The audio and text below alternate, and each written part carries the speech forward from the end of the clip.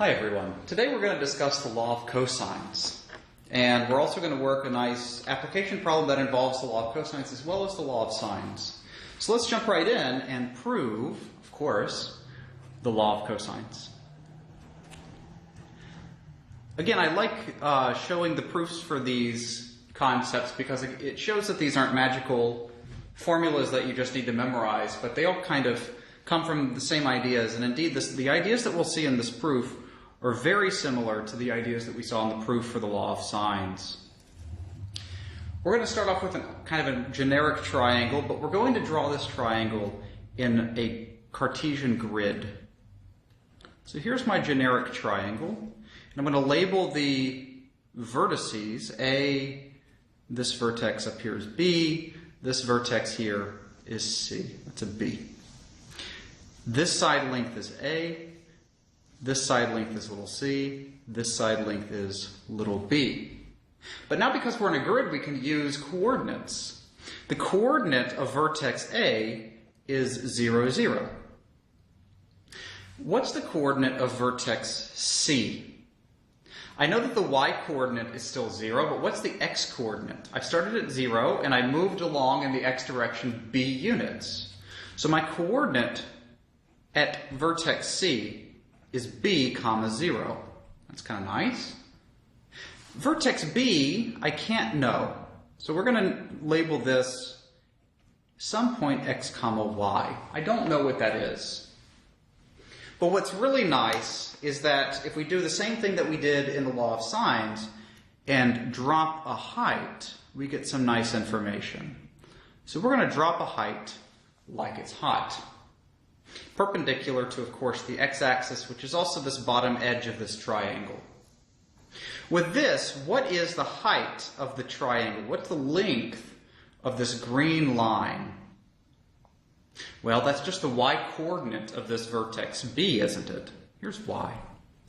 And the length of this left-right triangle, that's just the distance x that you march along in order to hit that coordinate x comma y.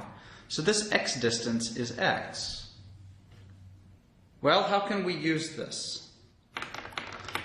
We're going to relate the angle A, this now hypotenuse C of this left-right triangle, and x and y. And we're going to relate all these things together. Namely, what is the sine of big A? It's opposite over hypotenuse, so that's y over c. If we solve for y, we get that y is equal to c times the sine of big A. Let's do the same thing for the cosine of A. Cosine of A is adjacent over hypotenuse, so that's x divided by c. Let's solve for x. We get that x is equal to c times the cosine of A. And that's kind of nice. We've now, this coordinate that we don't know can be related and can be found in terms of only the length little c and the sine or cosine of the angle big A. That's kind of nice. But let's go for the law of cosines now. We're going to now look at the right triangle. This length of this line is A. We know that the length of the line over here is A. But A is also the distance between the points x comma y and b comma 0. How do we find the distance between 2 points? We can use the distance formula, which is the square root. It's the difference between the x's, so x minus b, and you square it, plus the difference between the y's squared. Let's remember where this comes from. Again, this isn't magic either. Where does this come from? The difference in the x values is this length, isn't it? That's b minus x. The distance between the y values is this length here. So all that this is one edge of the triangle squared plus the length of the other edge squared, and then you take the square root. This is just the Pythagorean theorem. All that the distance formula is the Pythagorean theorem. So now let's square both sides. We get a squared is equal to, well, let's FOIL. We get x squared minus 2xb plus b squared.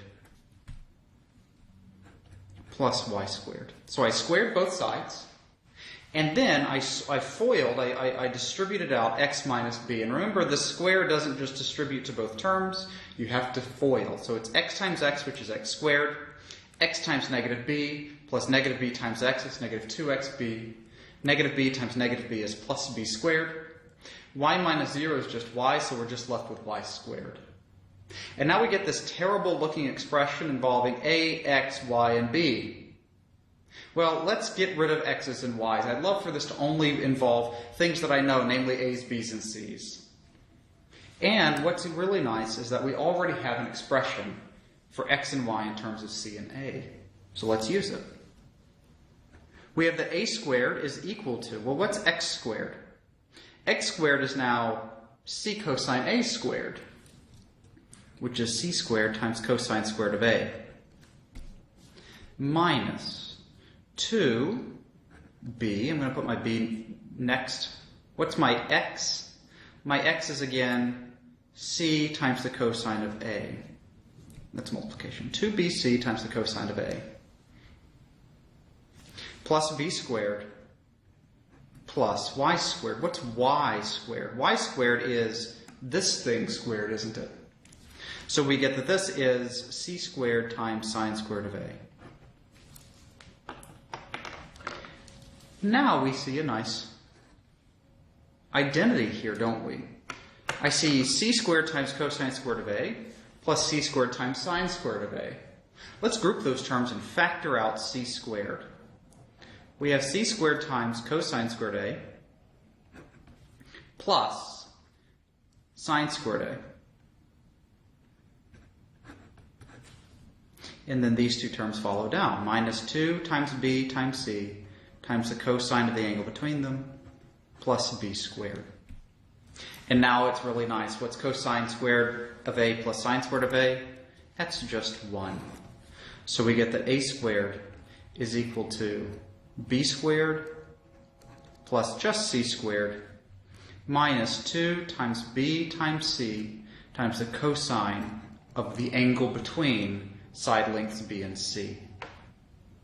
This now gives us the law of cosines. This is now the law of cosines.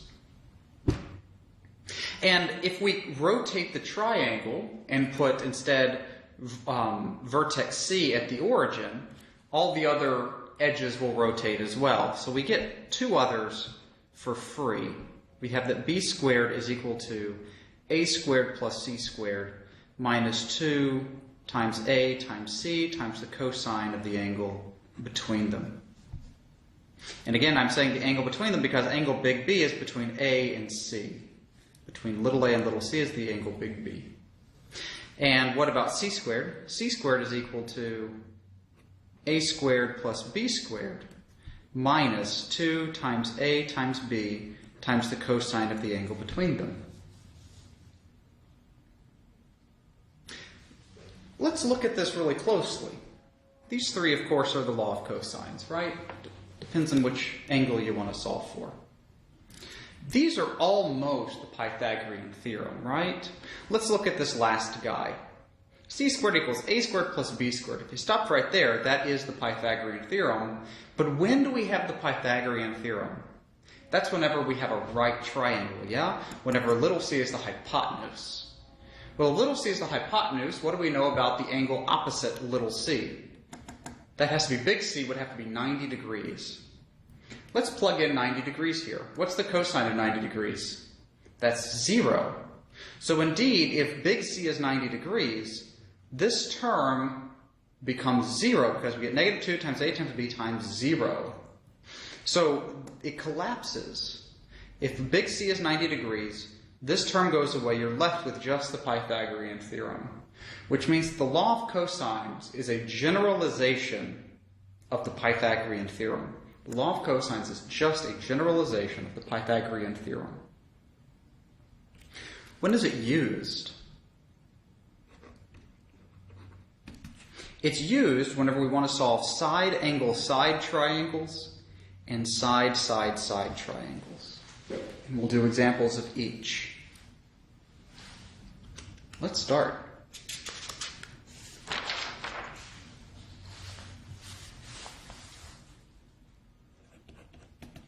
example. Let's consider a triangle XYZ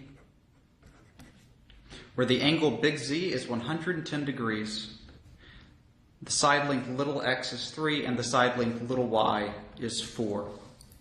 Let's solve and complete this triangle for all the missing side lengths and angle values. We're going to begin by drawing a generic triangle again. I know that this doesn't make any sense, this particular triangle, because that's an obtuse angle, but it'll work all the same. It's just a representation. We'll label this guy Z, so that's 110 degrees. This side length is 3, opposite big Y is 4. So what consecutive information do they give us? We have a side, an angle, and a side, don't we? I have a side, an angle, and a side. Why can't we use the law of sines in this triangle? Well, I don't have a complete pair. I don't have the side length, little z, that's opposite big Z. I don't have a complete pair with the z's. I don't have a complete pair of x's, and I don't have a complete pair in my y's. I'm kind of stuck. I can't start with the law of sines. So whenever we see side, angle, side, that's going to be our clue that we need to use the law of cosines.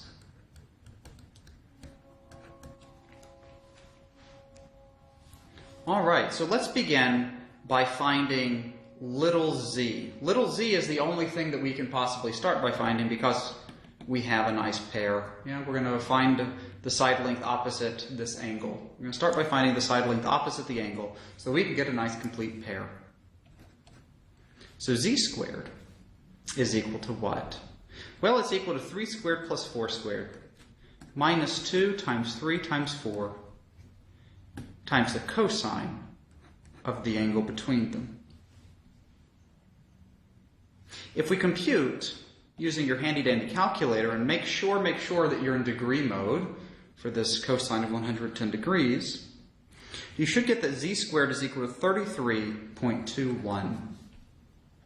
Taking the square root, we get that little z is equal to 5.76. 5.76. Whenever you take the square root of both sides, of course you get a plus or minus, but the negative one doesn't make any sense because the lengths of our edges of a triangle have to be positive. So we want to pick off the positive 5.76. And now we're happy, aren't we? We have a complete pair. We have a little z as 5.76, and we have big Z as 110. That's a complete pair of information. And that means that we're happy. We can use the law of sines now. Let's do it. We have the sine of 110 degrees divided by little z, which is 5.76, is equal to, what's the next edge that we want to use? Let's go with angle x, big X, and edge 3. Let's do sine of big X divided by 3. We're going to use the smallest angle next, because the smallest angle in any triangle has to be less than 90 degrees. The smallest angle in any triangle must be less than 90 degrees, which means that we will not have any ambiguity. And again, I apologize for the train. I'm sure you all miss it. Let's solve for sine of x.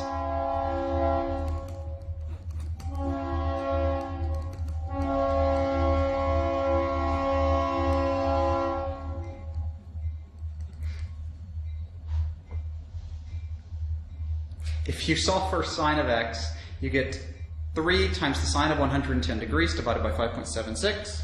If you plug this into your calculator, you should get 0.4894.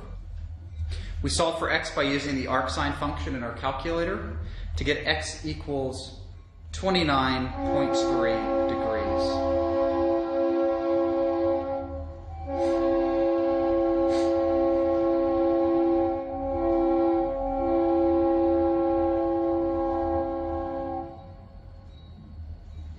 And again, this is not ambiguous, even though we used our inverse sine function on our calculator to find our angle at big X.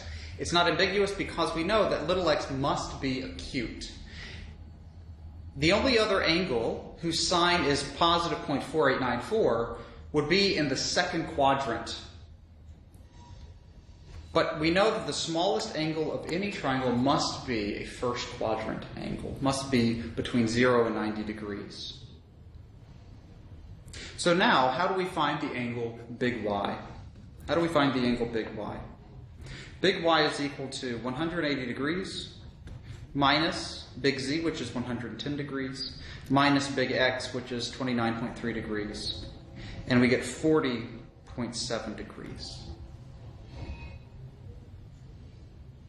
And that's not so bad, is it? So let's keep in mind we needed to use the law of cosines to get into business. And then, because the computations are nice and simple, we've switched to the law of sines down here to find the remaining information. We avoided ambiguity by starting with the smallest angle x, because we know that the smallest angle has to be acute. Has to be an acute angle. Let's do another one.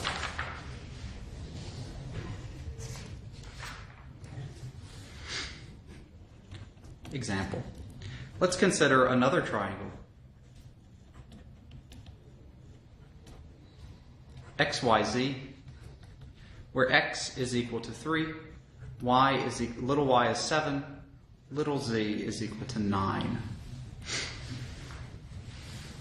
Let's draw a generic triangle. This side length looks like 9, maybe you're 7, maybe you're 3. With this labeling now, I have that this is x, I have that this side length is big Z, or this angle rather is big Z, and this angle here is big Y. What consecutive information do we have? We have a side, side, side. And note, once more, we cannot use the law of sines because we do not have a complete pair. We don't have an angle and its opposite side length. So we're out of luck with the law of sines. That's our clue that we need to use the law of cosines. A helpful hint here is going to be to start with the largest edge. Start with, I guess I'll say the angle opposite the largest edge.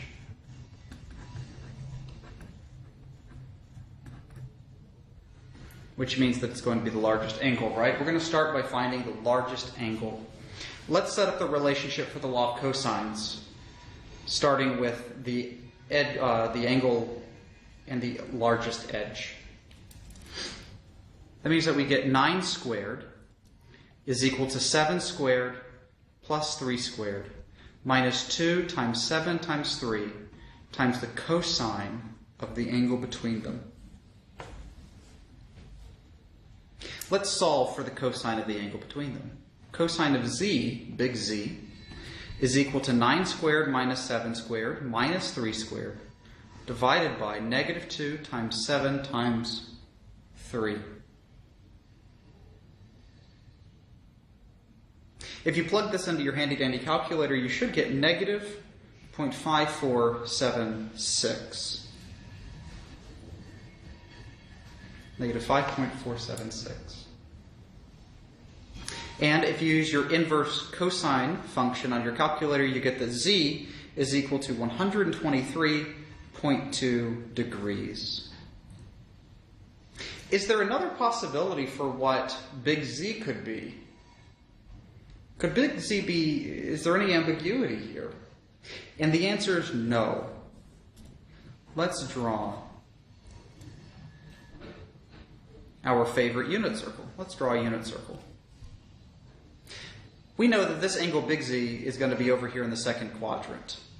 And the x value, because we're in cosine, is negative 0.5476, right?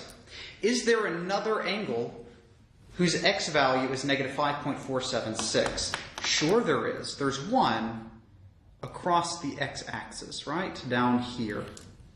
But the issue here is that this angle is in the third quadrant, so it's bigger than 180 degrees. Therefore, this angle is precluded, yeah? So the only possible angle is angle big Z, which is 123.2 degrees.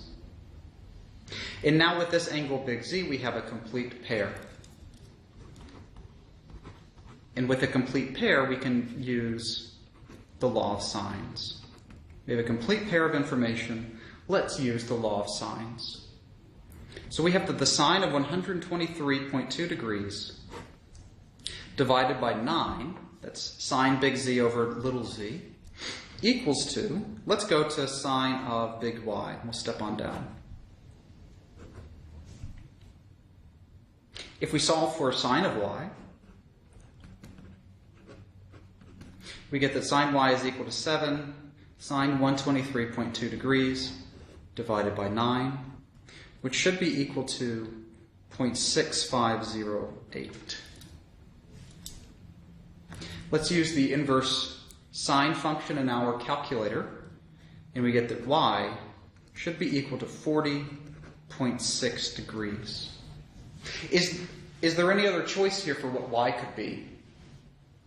No, because angle big Z is obtuse, right? The biggest angle is the only contender for an obtuse angle. The second smallest and the smallest angles must be acute. So angle Y in this case, opposite the middle side length, and angle X, opposite the smallest side lengths, must be acute. So we don't have to do any other checking for ambiguity. This is all that there is. 40.6 degrees must be angle big Y, because again, the smallest angle and the second smallest angle in any triangle must be acute. So with that, how do we find angle big X? Big X is equal to 180 degrees minus 123.2 degrees minus 40.6 degrees, and that should be 16.2 degrees. Here's big X, here's big Y, here's big Z. And we've now found all the other angles in this triangle, and that's not so terrible. So once again, we use the law of cosines to find one of the pieces of missing information. And then we switch to the law of sines because it's so nice and easy to compute to find the rest of the information. And that's not so terrible. Let's do another problem. We get readjusted.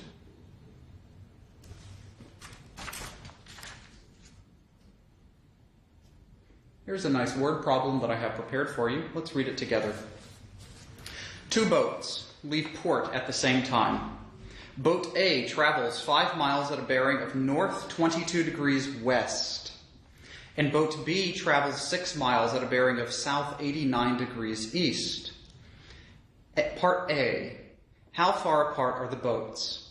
Part B, if boat B breaks down, at what bearing must boat A travel to rescue the passengers? Pause the video, try to draw the picture, and solve the problem. Get as far as you can.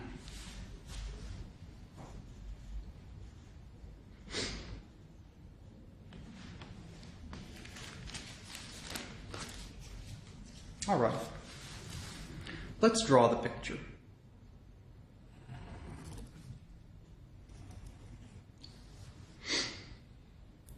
So we're going to label the origin as port.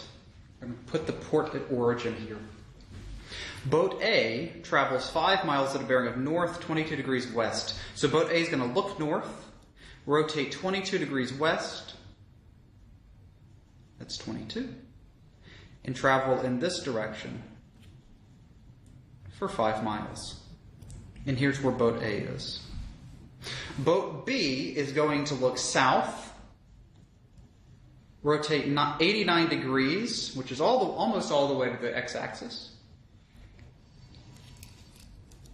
So it's going to rotate 89 degrees, almost all the way over towards the east. And this is where boat B ends up. The question is asking for the distance. In part A, the question is asking for the distance between the 2 boats. We'll call that distance little d.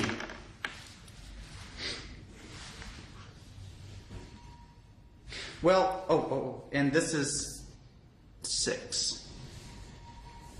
So we can't use the Pythagorean theorem, of course, because we don't have a right angle. The Pythagorean theorem's it's only usable whenever you have a right triangle. But what's almost close to the Pythagorean theorem that we've seen in this video, and that's the law of cosines, right? I have 5, I have 6. All that I need now is the angle in between edges 5 and 6. I know this little piece is 22 degrees. What's this little angle here? If this guy down here is 89, what's left over up here?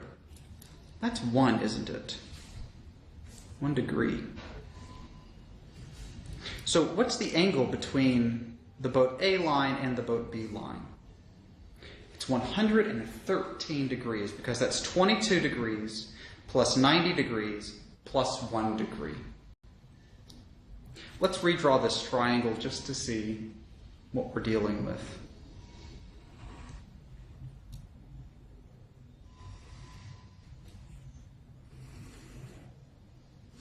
Here's A, here's B. This length is 5, this length is 6. 22 plus 1 plus 90 is this angle, which is 113 degrees. And now we can find D. What type of triangle do we have? We have a side angle side. That tells us that we need to use, for part A, the law of cosines. Because we have a side angle side. The law of cosines tells us that D squared is equal to 5 squared plus 6 squared minus 2 times 5 times 6 times the cosine of 113 degrees. And if we put this into our calculator, we should get that D squared is equal to 84.44. Square root both sides, we get that D is positive 9.19 miles. It couldn't be negative because we're talking about distances here.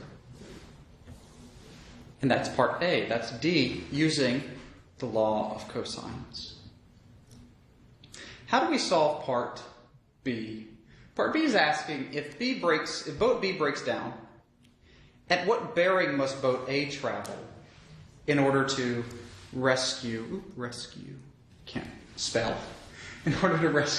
passengers? Let's start off by finding the angle that A makes. Angle A here, that's between this line and then that distance line D. Let's start by finding that angle, and we'll see why that's useful. Well, how do we do this? I have a complete pair of angle 113 and the opposite side length, so that means that I want to use the law of sines. Let's use the law of sines first. We're going to start off by by setting up the ratio. Sine of 113 degrees divided by little d, which is 9.19, is equal to the sine of big A divided by little a, which is 6. Let's solve for sine of big A is equal to 6 times the sine of 113 degrees divided by 9.19.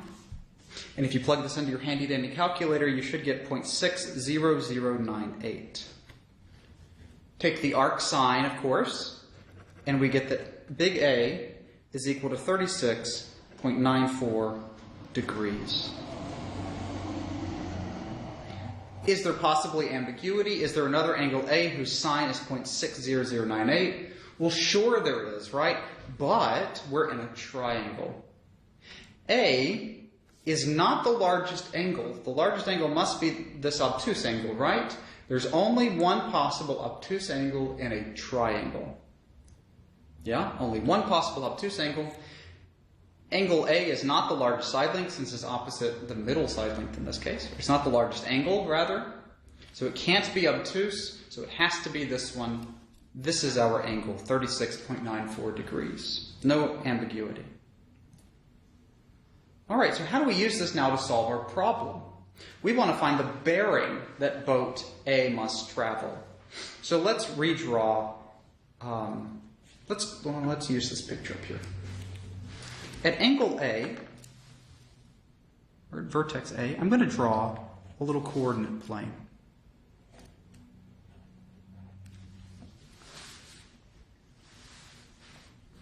We found this angle, didn't we? This angle between the side length 5 and then the green line D, this angle we found to be 36.94. To find the bearing, I need how far we go from that negative y-axis. So all that I need to find now is this angle here. Well, by geometry, this angle here is the same as this angle here, 22 degrees. So in fact, we also know that this angle between the negative y-axis and the line of length 5 is also 22 degrees. So we look south. How far do we have to rotate to hit that green line? We have to rotate through 22 degrees and then 36.94 degrees, right? Well, what's 22 plus 36.94 degrees? That should be 58.94 degrees. In what direction is this? We go south and then we rotate east. So my bearing is south 58.94 degrees to the east. All right, everybody, I hope that this helps.